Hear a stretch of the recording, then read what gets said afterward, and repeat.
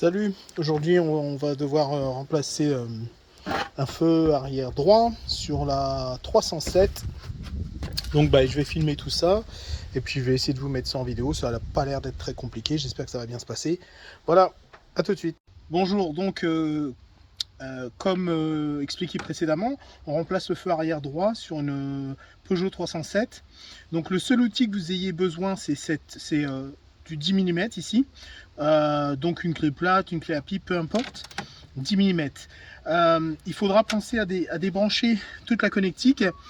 Donc quand je vais faire ça, on n'a pas besoin vraiment de les repérer parce qu'ils ont qu'un sens de fixation, donc on risque pas de se tromper, il y a un détrompeur dessus.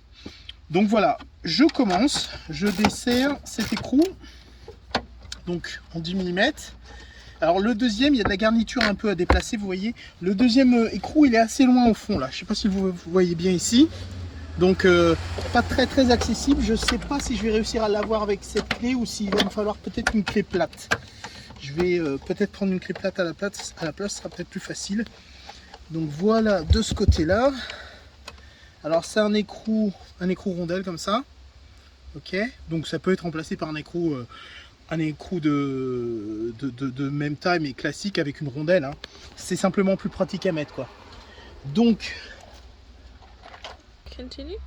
Alors donc les deux écrous ont été enlevés ici et ici. Et donc maintenant on n'a plus qu'à pousser tout l'ensemble du feu. Voilà, la partie plastique se déboyote. Et donc c'est maintenant plus facile de débrancher la connectique parce qu'on voit mieux. Donc c'est ce que je vais faire. Je vais débrancher le connecteur principal ici. Alors normalement il y a un système de clips là. Vais-je y arriver de cette manière là? Il faut pousser. Alors ici vous voyez, il faut pousser cette petite... Je vais vous montrer ça de près. Il faut pousser cette petite languette ici là, vers l'intérieur, pour pouvoir déboîter le connecteur. Voilà, ça c'est fait, il est déboîté. Ensuite, ici ma foi, il y a une masse qui a été mise là. Je sais pas trop pourquoi elle a été mise comme ça. On va regarder, je pense pas l'avoir sur l'autre. Alors, il va falloir sans doute démonter toute cette partie-là. Là. Ouais, c'est ça, voilà. Donc, on démonte ça. On démonte ça. Et cette partie-là va être réutilisée sur l'autre feu. Voilà. Okay. Donc voilà l'ancien feu, comme vous voyez. Donc cette partie elle est désassemblée d'ici. Elle est clipsée, il n'y a pas besoin d'outils, vous pouvez déclipser avec vos doigts ou un petit tournevis. Et on va réutiliser cette partie sur le nouveau feu. Okay. Donc voilà, on a transplanté cette partie en plastique avec le joint là, de l'ancien feu sur celui-ci, parce que le feu venait sans. Peut-être que votre feu, ça dépend s'il vient d'une case, peut-être qu'il y aura déjà cette partie-là. Mais bon, pour moi, elle fonctionnait bien, donc il n'y a pas de raison. Donc je remets le connecteur ici. Si vous vous souvenez, il y a le petit détrompeur au milieu là qui va se clipser. Vous voyez bien, il faut appuyer ici pour le faire passer en dessous là. Donc j'appuie dessus. Ça y est, c'est clipsé. Après, vous avez cette masse là qu'on branche ici. Voilà, ça c'est fait.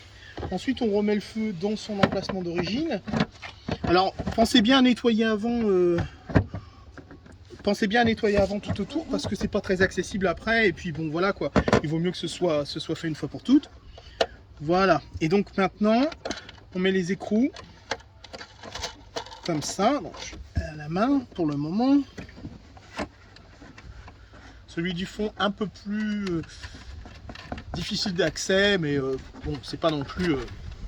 C'est plus pratique pour la vis du fond d'avoir une clé plate du 10 mm, mais en tout cas je peux déjà l'avancer à la main comme c'est le cas là, et puis après serrer ultérieurement. Voilà. Alors un petit essai à la fin.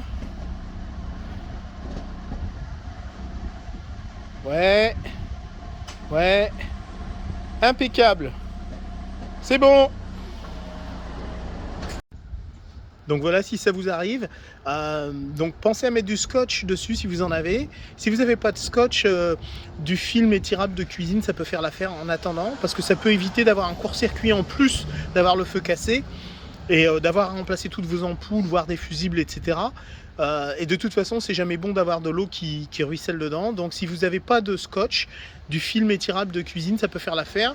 Mais au final, c'était bien vu de la part de Sarah Lou d'avoir mis du scotch, parce que ça évitait que ça empire. Et puis maintenant qu'on a trouvé un feu, tout est bon. On n'a plus qu'à policher tout ça et ce sera parfait.